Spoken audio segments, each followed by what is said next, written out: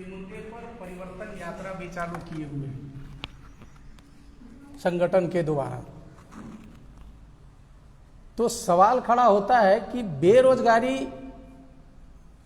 के मुद्दे को लेकर ही हम लोग बेरोजगारों की सांसद क्यों कर रहे हैं?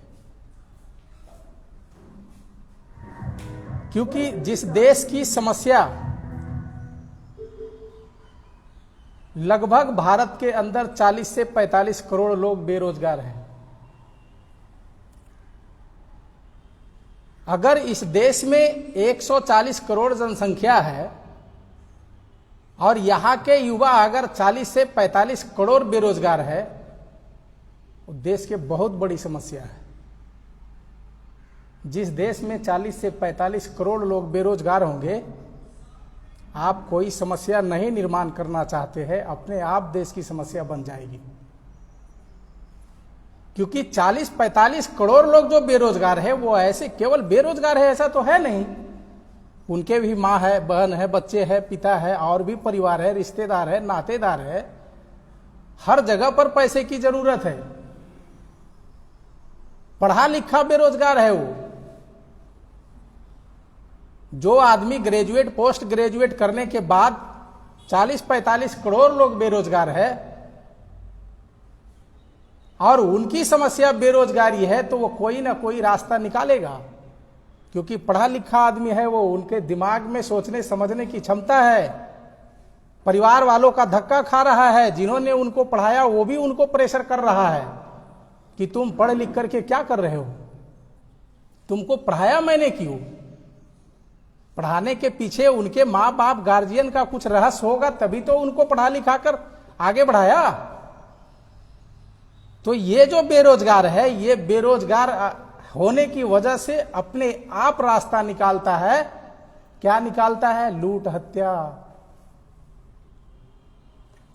कई प्रकार का उन्होंने अपने आप रास्ता निकाल लेता है। क्योंकि मजबूरी है, पारिवारिक दबाव है उनके ऊपर, समाज में उनको कोई लायक नहीं करता है। पढ़ा लिखा होने की वजह से वो गांव मोहल्ले में घूमता है ना, तो समाज में भी उनकी इज्जत नहीं है। शादी ब्याह बच्चे की बात छोड़ दीजिए। तो ये बेरोजगारी जो समस्या है देश के सबसे बड़ी समस्या है, और इस समस्या को निर्माण करने वाले जो लोग हैं वो आरएसएस, बीजेपी, कांग्रेस के लोग हैं। आपके बच्चों को 1950 के पहले भी भविष्य खराब करने में लगे हुए थे, और संविधान लागू होने के बाद भी आपके बच्चे को छोड़ नहीं रहा है। वो बेरोजगार होने की वजह से अन्याय अत्याचार करता है, जेल जाना पड़ता है, सजा काटना पड़ता है। सजा काटकर उनकी उम्र निकल जाती है, बाद में वो क्या करे। गार्जियन का बात सुना, समाज का बात सुना, देश में लात मुक्का खाते हुए जिंदगी बर्बाद हो जा रहा है। मजबूरी में उनको कुछ न कुछ करना पड़ता है। इसलिए बेरोजगारों की संसद हम लोग चला रहे हैं, ऑल इंडिया में इसकी जागृति कर रहे हैं, और मेन मकसद है हम लोग सरकार को मजबूर करने के लिए ऐसा कर रहे हैं। अगर आप लोगों ने साथ सहयोग दिया तो संसद के अलावा चंडीगढ़ को भी हम लोग सचिवालय को घेरेंगे, और बेरोजगारों की समस्या जो है उसको ऑल इंडिया में खत्म करने के प्रयास कर रहे नहीं, बल्कि उसके लिए जिंदगी लगाए हुए।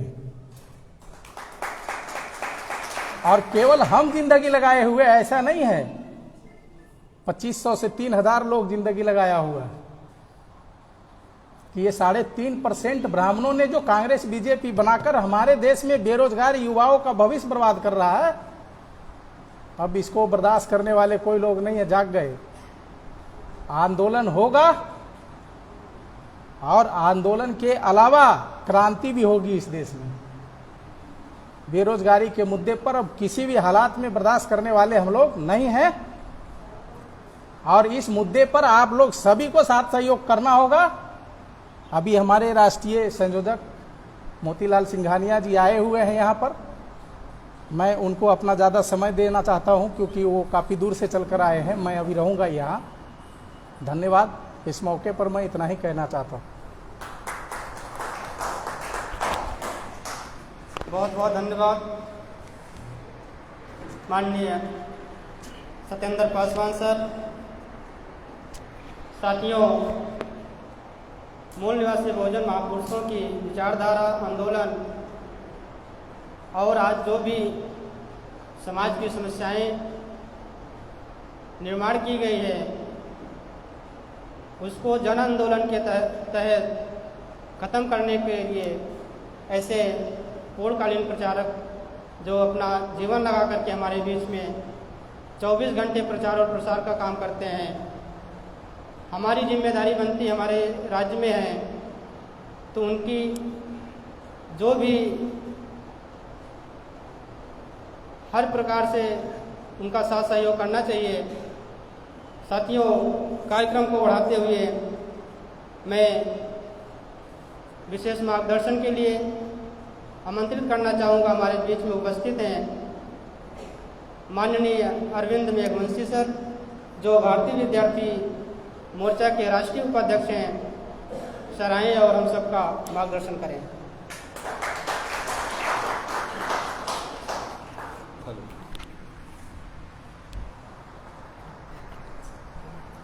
बहुत बहुत धन्यवाद संचालक महोदय। सर्वप्रथम मूल निवासी महापुरुषों को नमन करता हूं और आज के इस कार्यक्रम में विराजमान अतिथियों का स्वागत करता हूं और आप सभी जो इस कार्यक्रम की सहभागिता बढ़ाने के लिए पहुंचे हैं, आपका भी मैं स्वागत करता हूं।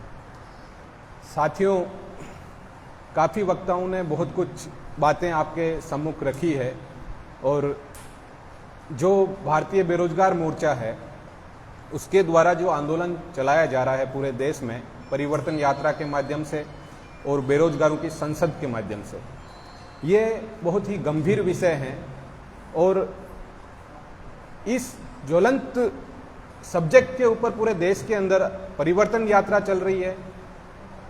बड़े बड़े शहरों से वो परिवर्तन यात्रा होके गुजर रही है। उसके साथ साथ एक ईवीएम भंडाफोड़ परिवर्तन यात्रा भी साथ की चल रही है। तो ये जो समस्या निर्माण हुई है बेरोजगारों की, इन समस्याओं का निर्माण होने का कोई ना कोई कारण है। उस कारण का निवारण करने के लिए संगठन लगा हुआ है। काफी वक्ताओं ने बहुत सारी बातें बोली है, लेकिन संगठन और संगठन के जो लोग हैं, संगठन के जो कार्यकर्ता है, संगठन के जो पूर्णकालीन निष्ठावान कार्यकर्ता है, वो लोग जो इसका निवारण है उसको अच्छी तरह से जानते हैं। उस समस्या का निवारण करने के लिए पूरे देश में हमारे जैसे लाखों कार्यकर्ता कार्यरत हैं और आने वाले दिनों में हमें इसका परिणाम मिलने वाला है, क्योंकि बामसेप ने जो क्रांति शुरू की है वो क्रांति अब पूरे देश में शुरू हो चुकी है। उसकी आपको डायरेक्ट इनडायरेक्ट रूप में हर जगह आग लगती हुई दिखाई देगी। ये आग उस समस्या का निवारण करने के लिए लगी है।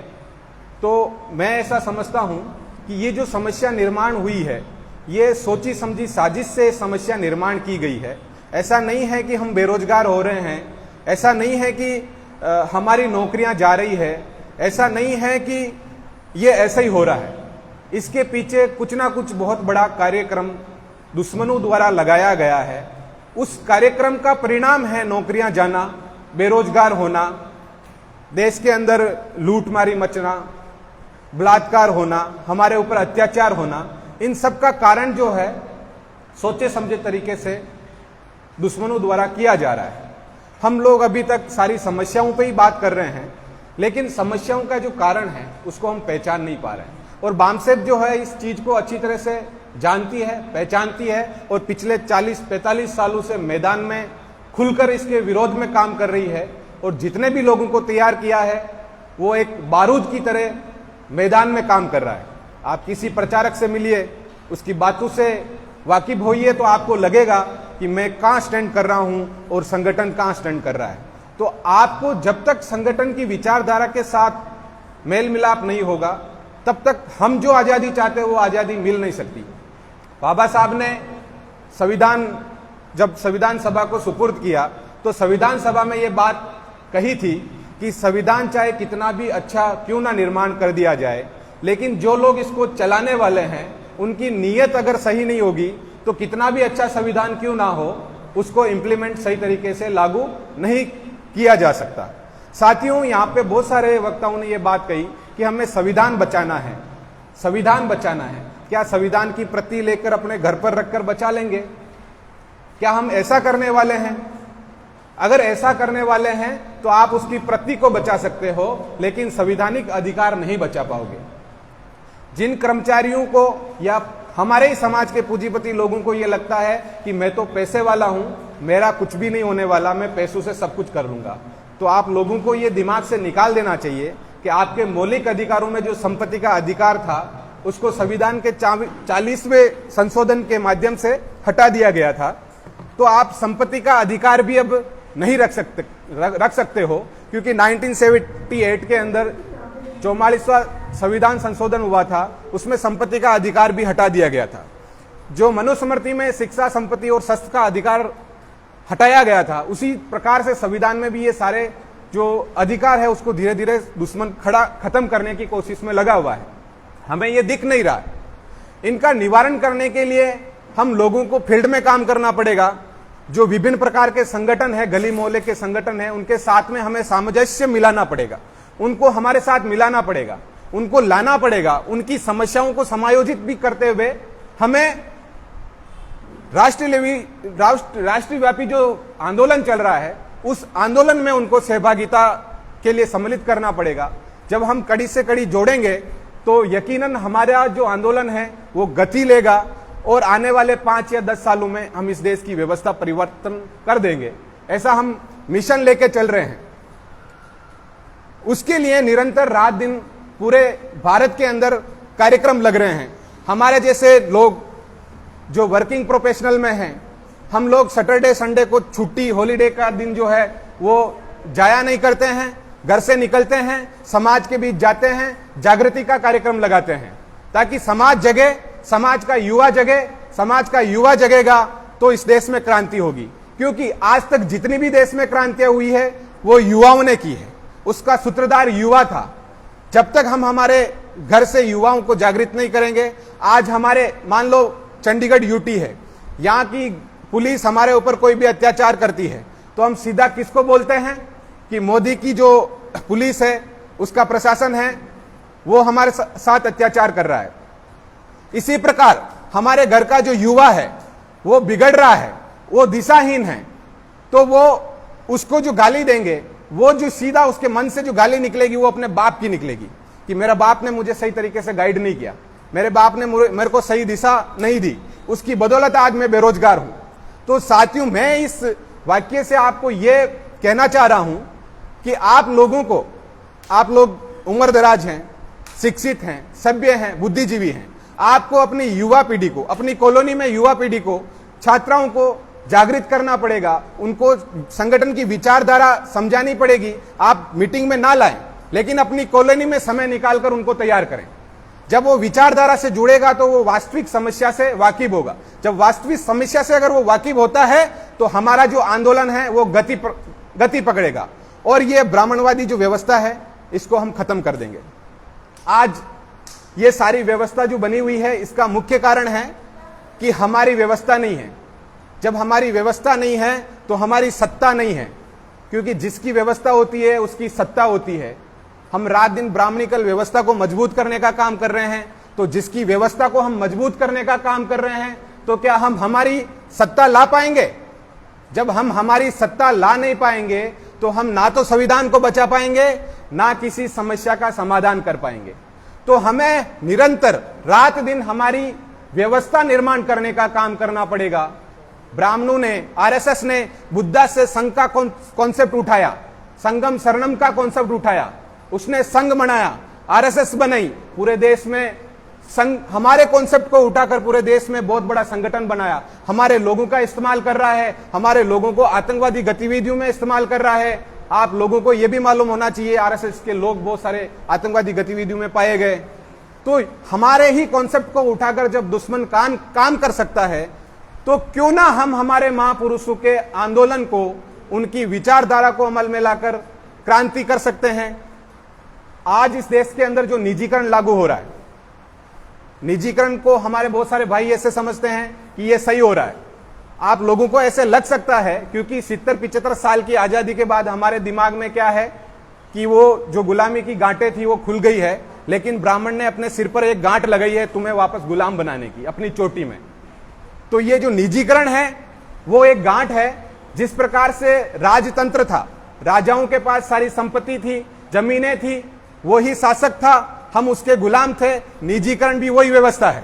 पूंजीपतियों को सारी व्यवस्था दी जा रही है, सारी कंपनियों के मालिक उनको बनाया जा रहा है, जमीनें उनको दी जा रही है।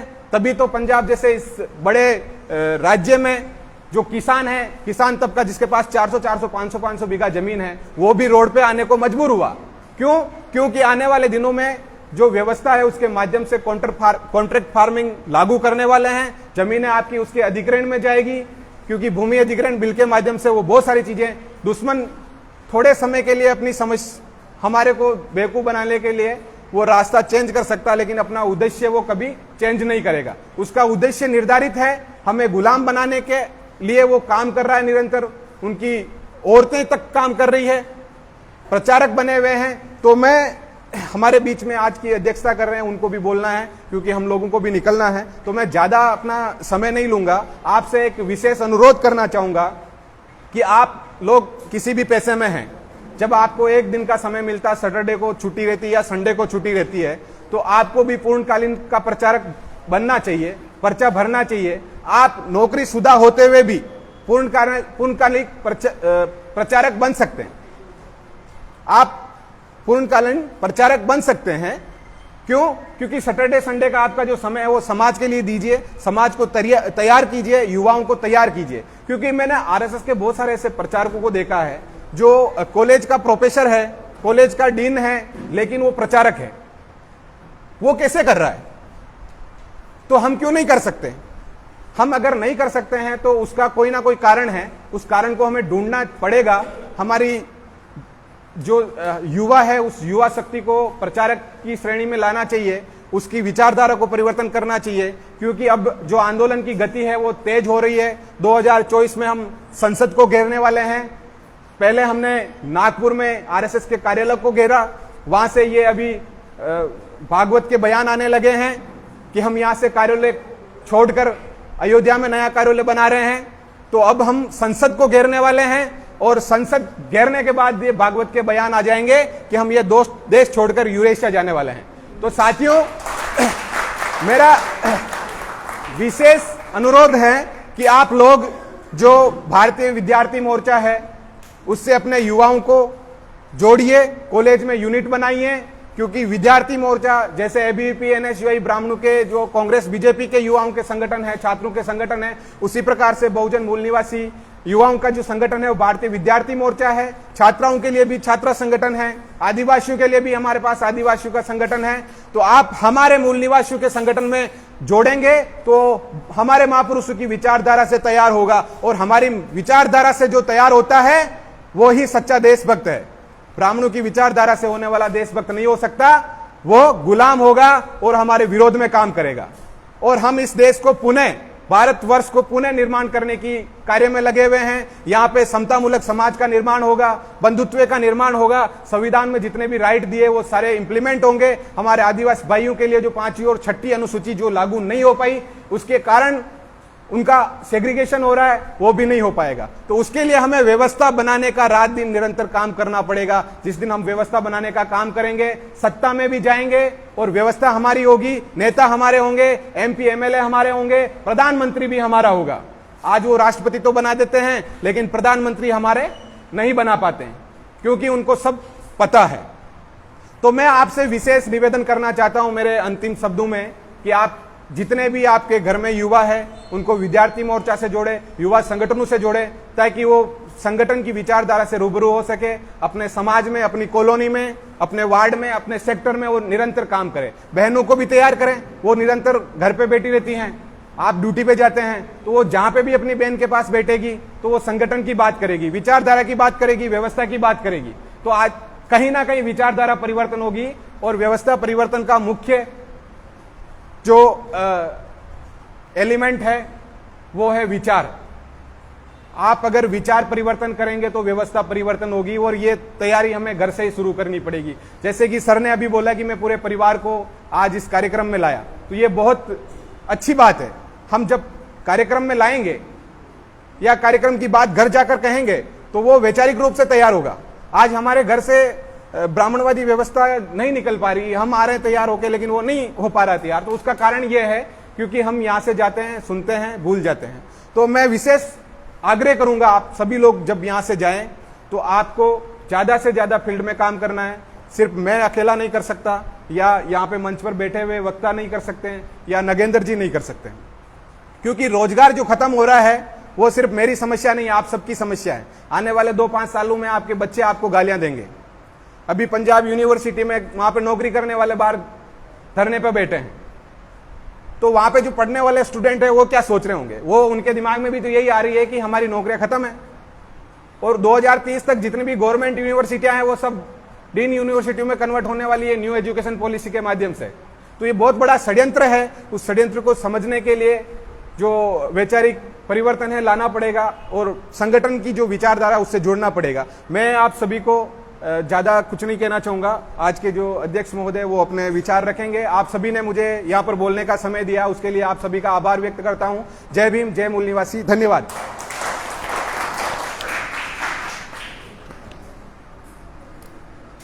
बहुत बहुत धन्यवाद माननीय अरविंद मेघवंशी सर।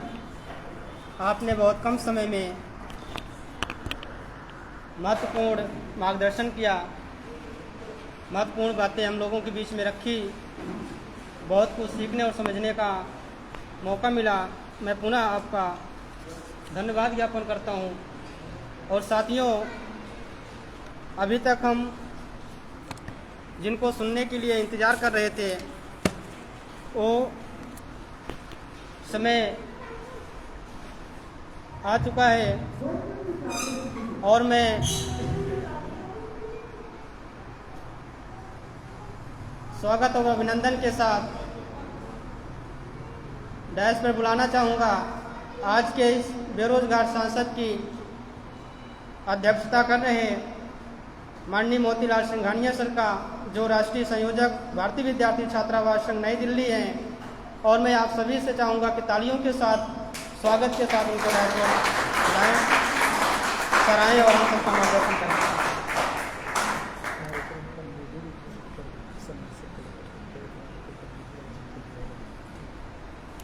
साथियों, आप लोगों के साथ सहयोग से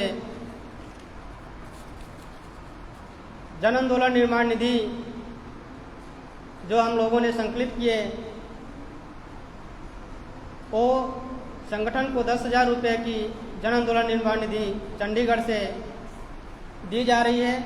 मैं इसकी घोषणा करता हूँ और सर से मैं निवेदन करता हूँ कि सर हम सबका मार्गदर्शन करें।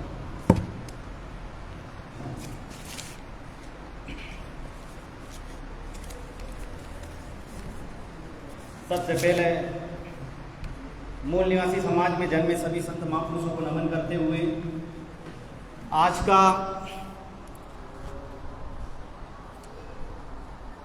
इस चंडीगढ़ प्रदेश में भारतीय बेरोजगार मोर्चा के माध्यम से बेरोजगारों की संसद का जो हम लोग कार्यक्रम आयोजित करने जा रहे हैं, बेरोजगारों की जो संसद लगाने का काम चंडीगढ़ स्टेट में किया जा रहा है। इसमें अलग अलग सेक्टर से, अलग अलग संगठनों से जितने भी इस मूल निवासी विचारधारा को मानने वाले लोग जो आए हैं, उन सभी को मेरा जय मूल निवासी कि आपने अपना कीमती समय निकालकर इस बेरोजगारों की संसद में आप यहाँ उपस्थित हुए हैं। मेरे साथ मंच पे जितने भी पदाधिकारी बैठे हैं उन सभी का भी बहुत बहुत धन्यवाद, और पंजाब राज्य के इस बेरोजगारों की संसद का आयोजन करने वाले समस्त पदाधिकारियों को भी बहुत बहुत धन्यवाद कि आपने आने वाली हमारी युवा पीढ़ी का भविष्य को ध्यान में रखते हुए बेरोजगारों की संसद लगाने का आपने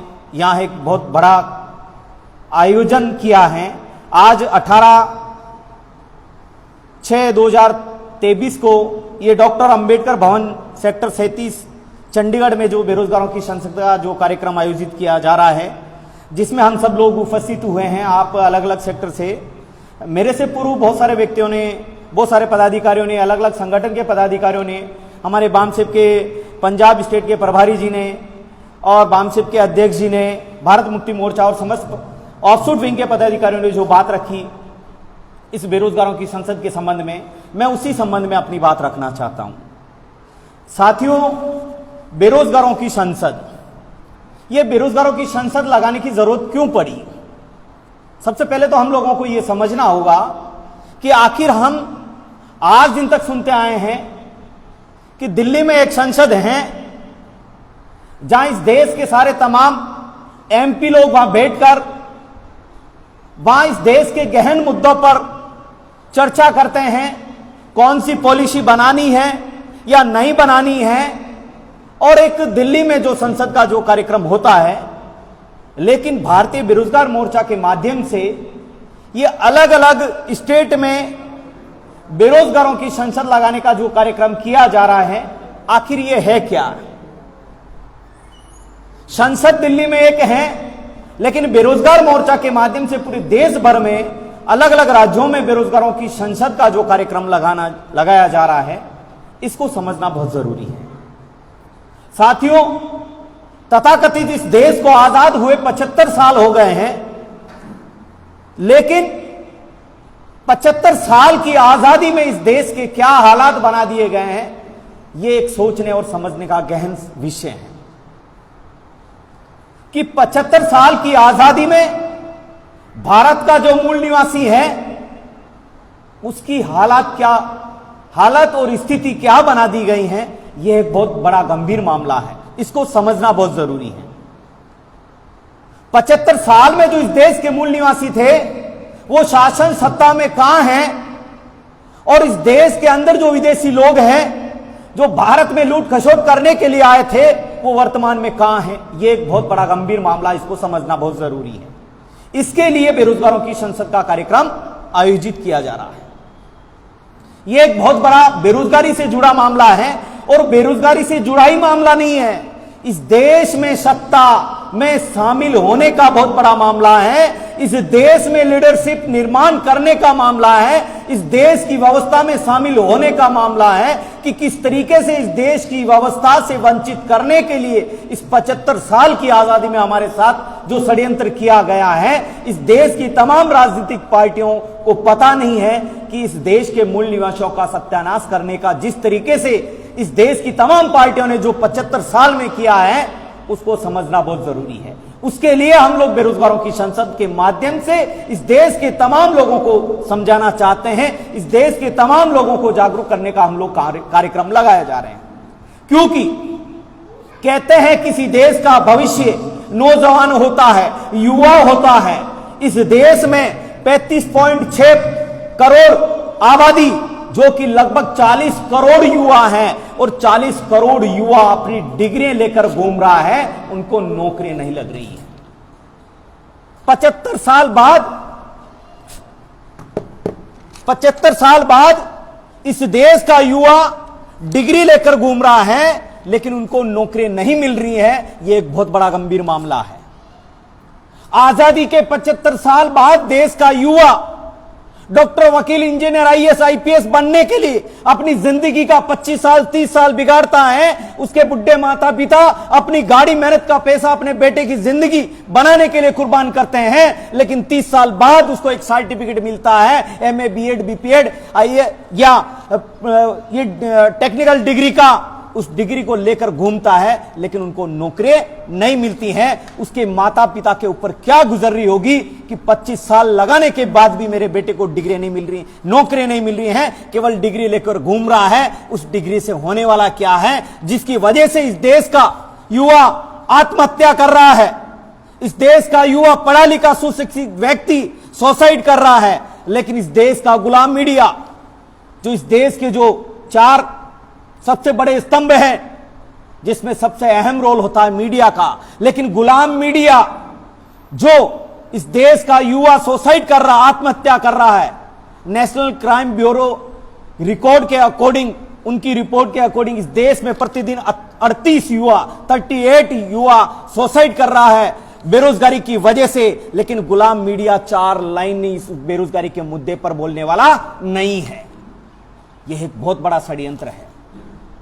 जब डिग्री लेकर युवा घूम रहा है, आत्महत्या कर रहा है, उसके ऊपर इस देश के गुलाम एमपी और एमएलए जो हमारे मूल निवासी समाज के वोटों से जीतकर संसद और विधानसभा में जाकर बैठ जाते हैं, मुंह पे सिंगल नहीं डबल पट्टी बांधकर चुपचाप होकर बैठ जाते हैं। उनके बेटे बेटी, उनके समाज के युवा सुसाइड करते हैं, लेकिन वह संसद में बैठ के केवल मेज थपथपाने का काम करते हैं। उनके सामने उनके बेटों को इस तरीके से आत्महत्या करने को मजबूर करने के लिए पॉलिसियों का निर्माण करते हैं, लेकिन फिर भी वो विरोध नहीं करते हैं, वो चुपचाप बैठते हैं और वहां संसद में जाकर गूंगे बेरे गुलाम बनकर बैठते हैं। वहां जाके संसद में नींद काटने का काम करते हैं, वो बोलते नहीं हैं। इसीलिए भारतीय बेरोजगार मोर्चा ने अपनी संसद लगाने का कार्यक्रम किया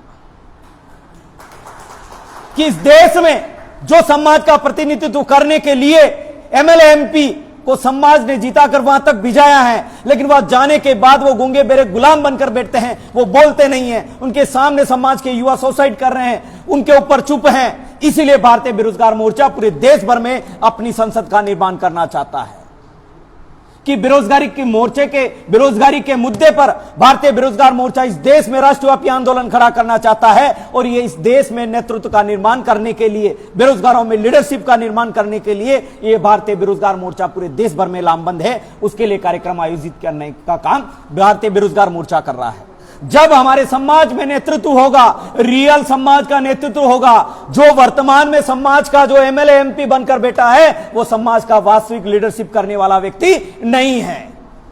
वो गूंगे बेरे और गुलाम लोग हैं, वो किसी का सहारा लेकर वहां तक पहुंचने वाले लोग हैं। जो सहारा देता है वो इशारा करता है। मेरे से पूर्व कुछ वक्ता बोल रहे थे कि इस देश में बहुत सारी पार्टियां हैं, लेकिन समाज को बोलना चाहिए, संसद में जाके बोलने चाहिए, या हमारे समाज के एमएलए एमपी को संसद में पहुंचाने के बाद वहां वो लोग बोलते हैं। वो वहां लोग बोलने वाले लोग नहीं हैं, उनको बनाकर भिजवाने वाले लोग हैं।